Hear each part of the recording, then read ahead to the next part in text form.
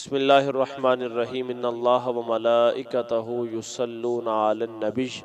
یا ایہا الذین آمنوا صلوا علیہ وسلموا تسلیما۔ الحمدللہ، اللہ تعالیٰ نے قرآن عظیم الشان کے اندر اپنے محبوب پاک صاحب الاولاق صلی اللہ علیہ وسلم کی ذات پر جو درود و سلام کی ایک فضیلت اور برکت ہے اس کا ذکر فرمایا۔ خلاق عظیم نے فرمایا، بے شک میں اور میرے فرشتے نبی علیہ الصلوۃ والسلام کی ذات پر درود و سلام پڑھتے ہیں، اور اے ایمان والو تم بھی میرے محبوب کی ذات پہ درود و سلام پڑھو۔ اس آیہ مبارکہ میں ایک عجیب سا لطف ہے، ایک عجیب سا سرور ہے، ایک کیفیت ہے، ایک وجد و حال کی کیفیت ہے عشاقان مصطفیٰ کے لیے صلی اللہ تعالی وسلم کی ذات کے لیے۔ یعنی اللہ تعالیٰ کی ذات یہ فرما رہی ہے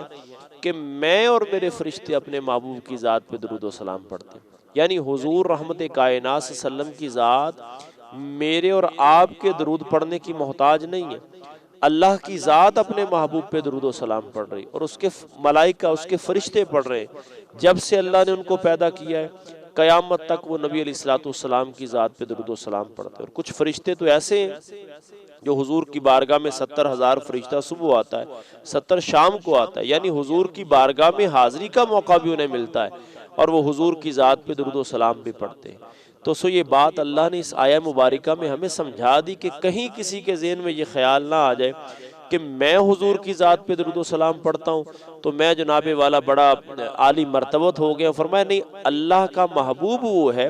حضور رحمت کائنات صلی اللہ علیہ وسلم کی ذات پاک وہ ہے کہ جس پر سب سے پہلے اللہ کی ذات درود پڑھتی ہے، اور پھر اللہ کے فرشتے اس پر درود و سلام پڑھتے ہیں، اور پھر مومنین پڑھتے ہیں۔ اور ایمان والو، اگر تم میرے محبوب کی ذات پہ درود و سلام پڑھ رہے ہو تو اس میں تمہارا کمال نہیں ہے، اور کہیں تمہارے ذہن میں یہ بات نہ آ جائے کہ ہم حضور کے لیے کوئی فائدے کا کام کر رہے ہیں، بلکہ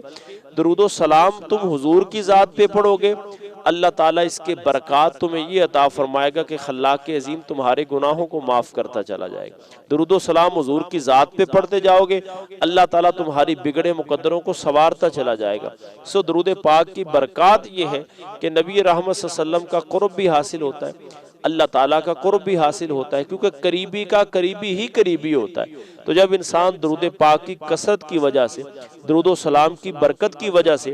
رسول اللہ علیہ الصلوۃ والسلام کے قریبی ہوگا، تو جب قرب ہوتا ہے تو قرب جانبین سے ہوتا ہے، قرب کبھی بھی ایک طرف سے نہیں ہوتا،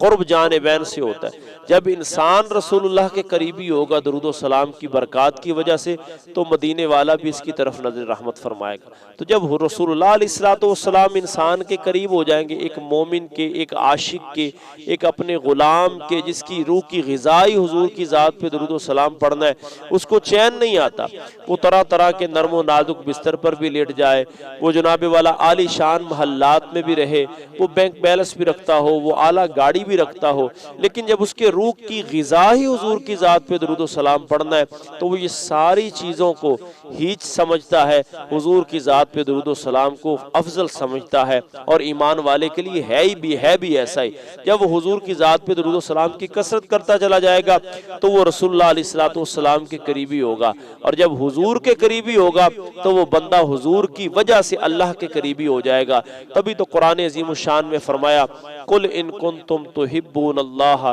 فاتبعونی یحببکم اللہ، کہ اے محبوب آپ اپنے غلاموں کو یہ فرما دیجئے، اگر تم اللہ سے محبت کا دعویٰ کرتے ہو، فاتبعونی، میری اتباع کرو، میری پیروی کرو، میری غلامی اختیار کرو، یحببکم اللہ، پھر اللہ تم سے پیار کرے گا۔ ہم یہ کہہ سکتے ہیں کہ حضور کی عشق کی وجہ سے، حضور کی محبت کی وجہ سے، درود و سلام کی کثرت کی وجہ سے، جب ایک انسان درود و سلام کی برکت کی وجہ سے حضور کے قریبی ہوتا ہے تو وہ اللہ کے قریبی ہو جاتا ہے، اور جب بندہ اللہ کے قریبی ہو جاتا ہے